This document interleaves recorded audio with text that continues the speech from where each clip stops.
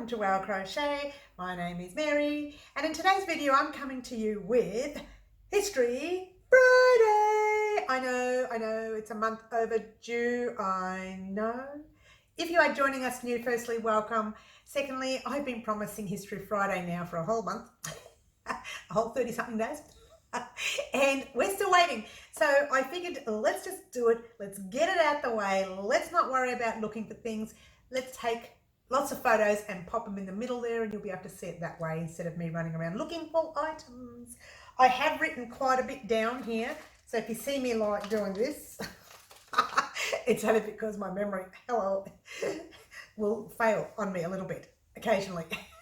But I think with History Friday, we need to probably start with my history so that you know who is actually teaching you, who is showing you these stitches, where I learned all these stitches from, how I learned all these stitches, how many failed items I did along the way. So you need to be able to fail to succeed, and I cannot stress that enough. I just think that you cannot succeed. Thanks, you're lucky if you can. But you do need to be able to have some failed projects to succeed. Now, let's talk about how far back I go with crochet. And in between, there's a couple of little funny things that, of course, these things only happen to me, right? I'm pretty sure they happen to other people, but with me, they're a lot bigger than expected. And let's just go way back to when I was five. I knew a lady by the name of Peggy Davis. She was an elderly lady, and she would teach sewing, knitting, and crochet. Now, I think she taught me all three of them, but right over my head, I don't remember any of them, except the crochet. There you go. At the time, being five, I don't think my motor skills were really that good, and I would get frustrated when I was trying to learn. And so I spent a lot of time throwing things across the room. So I would make errors and then just throw them and get really angry and never want to do it again. So actually my very first experience to crochet was a negative one. Okay, so skip 4 years. When I was about 9 years old, I actually thought it was 8, but I was 9. My eldest sister, Teresa, gifted me a crochet hook. Now this is the bad boy that started all this. I've got to get up and show you because I really want to show you how old this hook is. Check it out. Let me put my hand here so it can stop it from blurring. Check it out, check it out, check it out. And in fact, if you look carefully, there we go. Ta-da! My initials. I put my initials on the back of it because I didn't want anyone to touch it. This was the bad boy that started everything. You can blame this guy, all right? I didn't name him or her or it. But this is the one that started it all. Now, she gave me this crochet hook. She gave me a chunky yarn, I think it was. And she showed me how to do a finger knitting at the time. First was finger knitting. Then she showed me about a half an hour after playing with finger knitting. She popped the crochet hook in my hand and we did stitches, chains, as you do. Everybody does like a gazillion chains. I think I made a necklace or something long. It hung over the mirror in the bedroom for like 100 years until it started to wear out. And then she showed me the granny square. So she showed me the traditional granny square. And if I could get it right, that would have been great at the time. But I couldn't. I had oblongs, I had triangles, I had everything under the sun except the square. So once again, I threw it across the room and never looked at it again. About a year later, there was a teacher. I can't for the life of me remember her name, but I do remember that she started a craft group at lunchtimes at school. And so I thought to myself, I can do this. How hard can it be? So I took this crochet hook and I went there. There was no chunky yarn, so I was trying to crochet with an 8-ply, a thin yarn, and a really thick hook. So what did I do? Throw it across the room and get all frustrated. The week later, I went back to that craft group because I thought, you know what? this isn't going to beat me. I have to get this. So I went back to the craft group with the same hook. And the teacher says to me, you know what, Mary, I do have a smaller hook. It's not wood, it's steel. Would you like to use it? I thought, how hard can it be? So I took this steel hook and believe it or not, it worked well for me. And I remember making a bag, a whole bag, like a bag for a 9-year-old, you know, not some fancy bag, yeah. So it was very basic. And I made this bag, and this is where it all started from. So funnily enough, it started when I first made a bag. And this guy here. For the whole year then, I continued to go to these craft classes, and there was some sewing and there was some knitting. So I think my sister, my older sister, again lent me her needles. I didn't buy any knitting needles, I just borrowed hers because I knew knitting wasn't my thing. But oddly enough, as I got into my 20s, I spent more time knitting. I'll get back to that. I'm sorry, into my teenage years, I spent more time knitting. I'll get into that later. So for the next 4 or 5 years, I was on and off in between sewing, knitting, crochet, crochet, knitting, sewing, all over the place. And I couldn't really decide what area I liked the most. But I remember constantly throwing my crochet patterns across the room when I'd get mad. But I'm the type of person who says, I'm not going to let that beat me. I'm going to keep trying and trying and trying until I fail no more. That was the line I used, I think, when I was in year 7. I think I was 12 at the time. And I remember thinking, I can get this. Anyway, let's skip ahead a few years. I'm going to have to look at this now because now I need to look because I need to know what I'm doing. Let's head into, I'm not sure if I was 15 or 16, but I was in my teenage years and my older sister was playing tennis at the time. And I would go and watch her play tennis. And so she gave me her knitting needles and she went out of her way and bought me some yarn. Funnily enough, I still have that yarn. Now, the reason I still have it, and it's freaking me out thinking about it now, is because I never finished the item I was knitting at the time. We're talking 15, 16, that's like 100 years ago for me. I'm not going to get into age, let's just say it was a long time ago. And so I started knitting I think it was a vest. It's funny that I still like vests even then. I started knitting this vest and I got halfway through it and stopped because knitting just went on forever and I wanted something finished straight away. So I found the whole vest that I got halfway through it, and let me get you a nice close-up of it so you can see. That's the vest, and as you can see, it is knitted and not crochet. Okay, so really I did the back, and I think I actually completed the fronts. I'm not sure, but they're in here and I'll show you. I should have looked at it before I started. No, I didn't complete the front. I got halfway through one of the fronts and it's still attached to its knitting needle. Let's see if I can get a close up for you. There you go. Now this item is 30 something years old. It's still sitting on the hook and I never, oops, where are we? I never lost the stitches or anything. It's still sitting like that. And I thought to myself, now that I found it, I should finish it. But do you know how small this item is? I think it's like that goes to show how small I was. I think it's like a size, I'd say it's for a 12-year-old or a 13-year-old girl. And I really don't know anybody that young. And I'm thinking the yarn is not modern. So I don't know, we'll see. I'll think about it. But that was something I did that wasn't crochet related, but in between trying to find my niche, if you will. So was my niche crochet? Was it sewing and was it knitting? I still hadn't worked it out.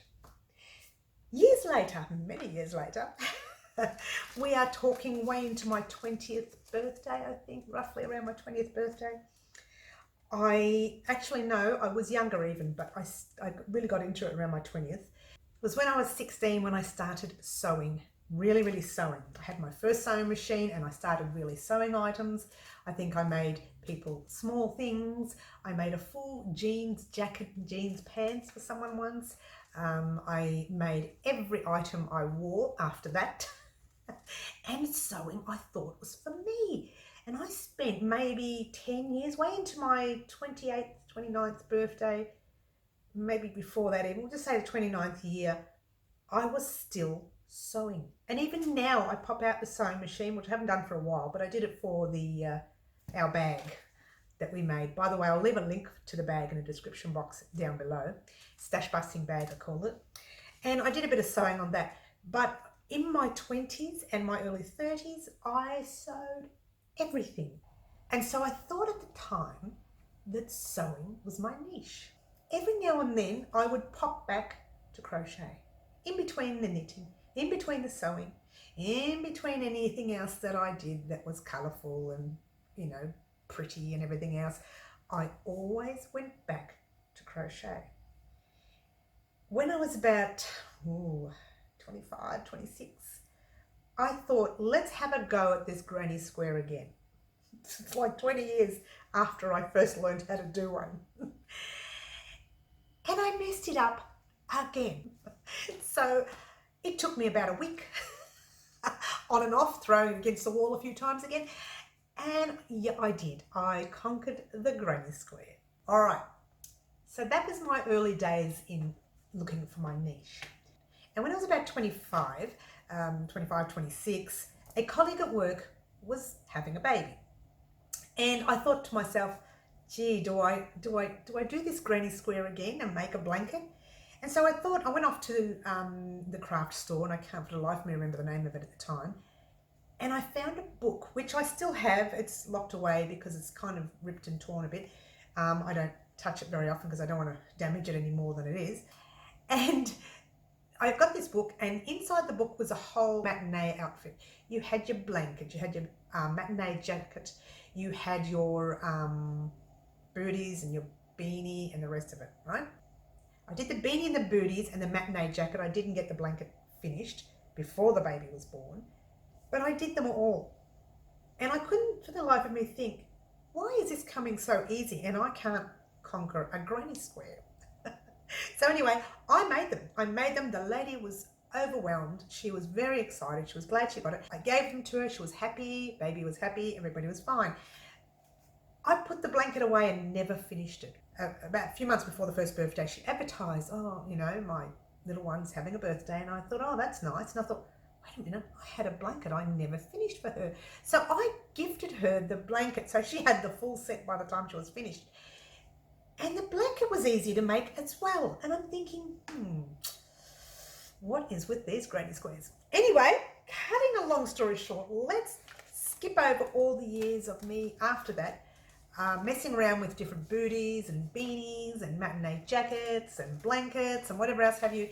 And about a year before my first child was born, my daughter, that is, as you've seen many times here on YouTube, I made a little matinee jacket. Again, I don't have the picture on that one. I know I've got it somewhere. If I find it, I'll pop it on in a few weeks' time. And I made it for my sister-in-law, who at the time was pregnant. And she put it on her child, I think once. It was a beautiful little pink matinee jacket. After I got pregnant the year later and my daughter was born, she re-gifted it back to me. And I put it on my daughter for a little while as well. So this matinee jacket got gifted around, and because I got it and I was the last person to have children at the time, I hung on to that matinee jacket, never gave it away. So that is the very first real crochet item I made that allowed me to think that maybe crochet is my niche. And I still hadn't thought about it yet. I was still tossing up whether it was the sewing and everything else, because I did sewing all the way into my 30s. Let's skip a few years. Let's go right into 2009. I created my very first small graph GAN. It was like a little picture graph thing, and I loved it. I loved it. And I lost it, and I didn't have any photos of it either. So a fat lot of good I was at the time, not taking any photos. I just didn't take any photos of it and Can you believe it? So at 2009, I realized my niche was crochet. Everything I made that year made me happy. And I thought, could it actually be crochet? Jump a few more years in to 2010 and 2011. 2010, I made small pillows. Jump into 2013 now. This is when I started messing with major graph gands. We are talking big, big graph gands. Now, I had actually done some graph gands in the past, didn't take photos of them, but these were already graph gands, patterns that I found online. But my very, very first graph gand that I designed myself, I don't have on me, but I have a picture. So I'm going to show you that in a minute. I was making it for myself at the time. I wanted to try and make graph gands. So it was a starfish. It wasn't a very good graph gand. It was actually my first design graph gand, so I designed it myself. I sat there and sketched the whole things, drew up the lines, put them all over the place. I made them in blocks and then I did it all myself. And you know, there was no Stitch Fiddle and all those graph gand apps that you can use. They weren't around when I was doing graph gands. They weren't there. So we had to draw them all up ourselves. And you know, it may have been out in 2011, but I didn't know about it. So I ended up making my own graph gand, which was, you know, neither here nor there. So anyway, so in 2013, I produced my first graph gand, and here it is.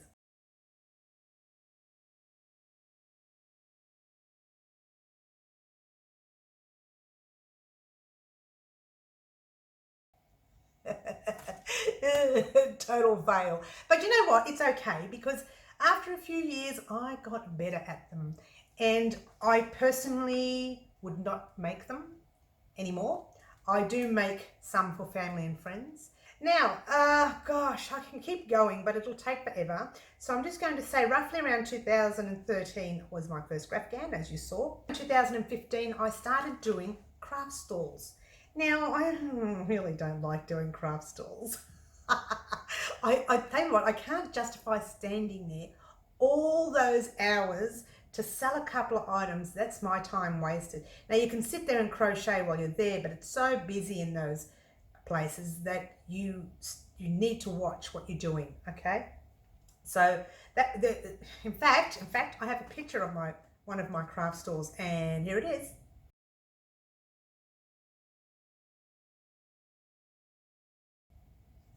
That was 2015. That was one of my first craft. Wasn't my first craft store, but it was one of the craft stores I did that year.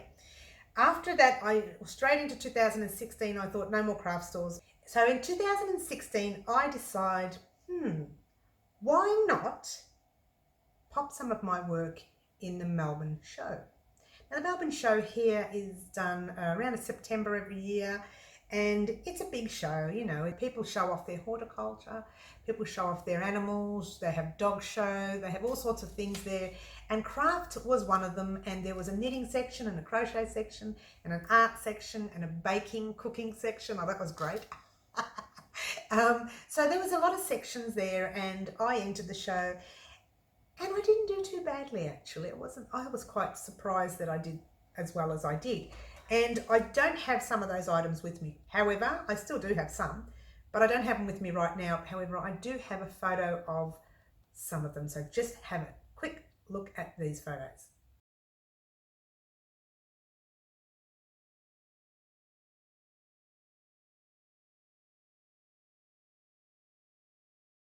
Pretty cool, huh? So that was Melbourne show. And in 2011, we did Moomba. When I say we, my daughter and I, we did Moomba together. It was part of a group called Yarnsmith. Now, I have a story about Yarnsmith. Now, Yarnsmith, they are a group on Facebook. I don't think they're active anymore, however. Now, I joined the group at the time just for something to do. I knew I was crocheting. I didn't know anybody else who crocheted apart from my sisters. And I thought, who else can crochet? I'll join a group, Facebook group. Why not? Now there's Facebook groups everywhere for crochet. But I joined this crochet Facebook group. And the lady said, well, look, it's not enough that you join the group. You have to participate in our events. I thought, oh, I can do that. How hard can it be? Yeah. So I thought, okay, within 2 weeks, I was going to visit the shop that she had, and we were going to do some yarn craft or yarn art. It's crocheting around poles and chairs and things outdoors, and you know, it's more for art, really. And so I thought, I'll go. I don't have a problem with that. This is 2 weeks after joining the group. I hop into the car. This is the funny bit, guys. Hop into the car and I'm driving thinking, what am I doing? I am driving to a place. I have no idea what this is. They say they're a crochet group. How do I know they're a crochet group? So I started putting all these scenarios in my head, as you do, right? And I'm driving and driving. All this whole time I'm panicking. I'm starting to shake, thinking, oh my gosh, these people are going to kidnap me. They're going to, you know, take my car. So I panicked all over the place and drive. And I drive past the shop. And as I'm driving, I take a look to the right, and there it is. Crochet items all over the front of the window, yarn in the store. I did a U-turn, parked, went inside, and lo and behold, 3 lovely ladies waiting there for me to crochet with. So that was my very first meet up, if you will. And we did a few items. I think we did one of the streets in South Melbourne here in Melbourne. And after that, I thought, oh, it's okay. I liked it. It was fun. But what else can we do?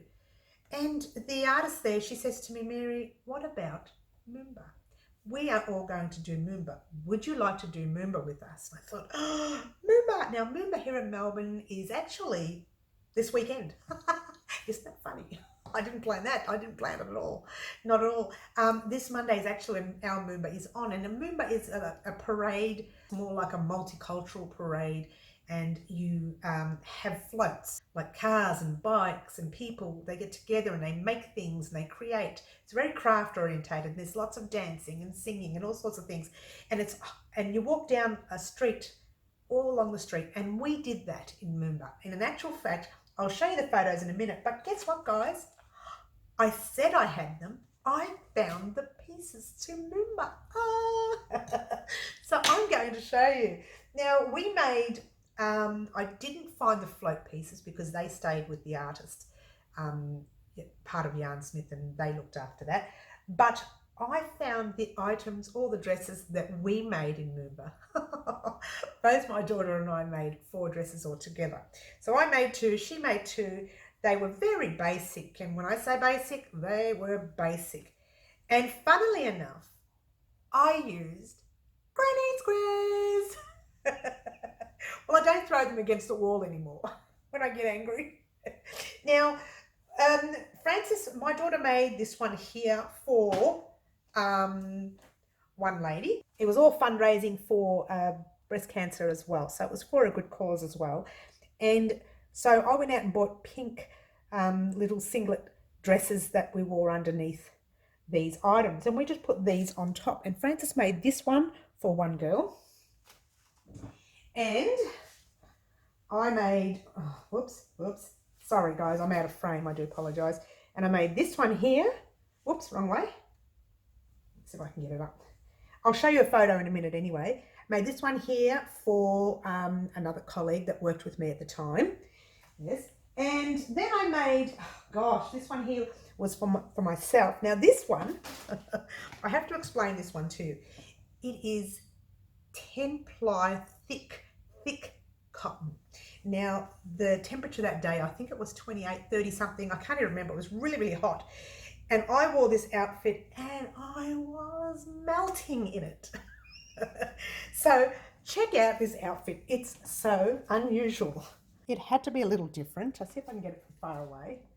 All right. It's all opened at the sides. It's opened down the bottom.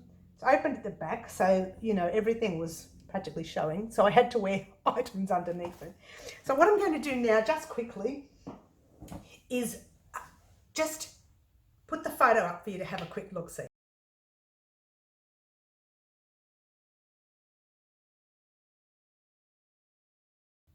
They look better on, don't they?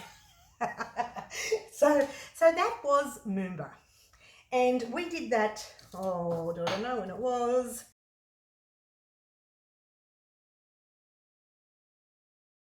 So yeah, there you have it. Now, I wanted to show you one last thing because I made this. I'll actually pop a few photos at the end and you'll see myself wearing it. You'll probably see my daughter wearing it. In fact, I'll pop a picture of her wearing it now.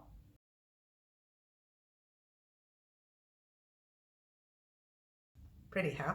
This little jacket thing right here, one of my first vests that I made specifically for myself.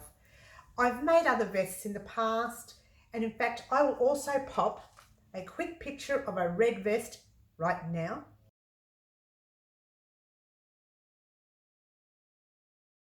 How pretty was that one, huh? Gorgeous, I know, right? So I made that one first, then I made this one, but the one that I made first, that was actually someone else's pattern, yeah? This one here that my daughter's wearing, I'll show you again.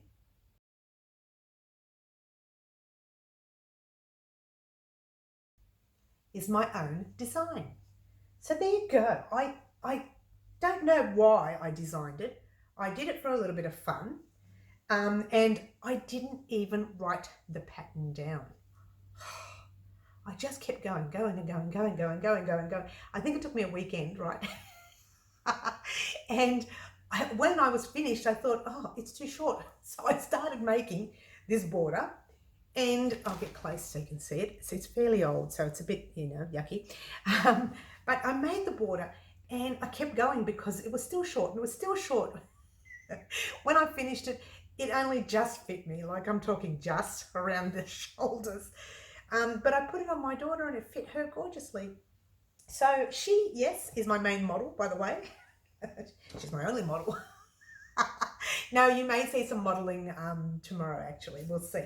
But yeah, so she models most of my stuff, and she actually sorts out most of my business side as well. So there you have it. That is my history. I can't fit it all in, guys. There's so many other things I've written here. I've done work for photographers. I'll show you this little newsboy hat and shorts. Check it out.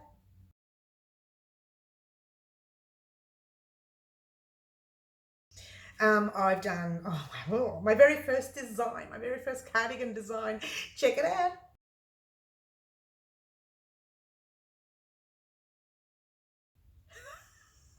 Baby cardigan design.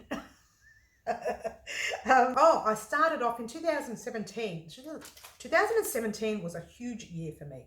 And I'll say huge, I did sets, beanies and booty sets. I did blankets after blankets after blankets. I did three graph gans. I did craft stores. I'm just looking at all the things I've done in 2017. One day I'll set it out all properly for you, and I'll just have it all written down with a bit of music in the background, and you can actually go through and check them all out. But for now, I'm just going to pop all those photos right at the very end of this video so you can have a good look-see. I hope you enjoyed History Friday. You now know where I get all my history from, and that is from many years of throwing stuff against the wall and many years of mistakes and many years of doing really well as well. And then there were times when I entered Melbourne Show, I didn't expect to do as well as I did. When I did Moomba, I didn't expect it to go off beautifully. It went off perfectly. We really enjoyed the day. The outfits looked great. We were all very pink. It was all very pretty, and it was all for a good cause. You can't ask for more than that. So guys, that is my history. I hope I haven't bored you too much. That is my history of crochet. This is Wow Crochet. You've been watching Mary. And just before I go, guys, we finished this week. Gorgeous. That's been washed and blocked. And I explained in the tutorial that I made it a little bit shorter than the black one. The black one comes a bit further down. Okay. We finished our Easter bag. And we also finished our St. Patrick's Day coasters. I'm trying to get it out now. Here it is. We also finished our St. Patrick's Day coasters, okay? We finished 3 items this week, guys. We have done so well. Don't forget, guys, if you would like to do these items, I will leave links to all of those items in the description box down below. I hope you have enjoyed History Friday. I've enjoyed telling you. I hope you've enjoyed listening. Happy crocheting to you, and ciao for now.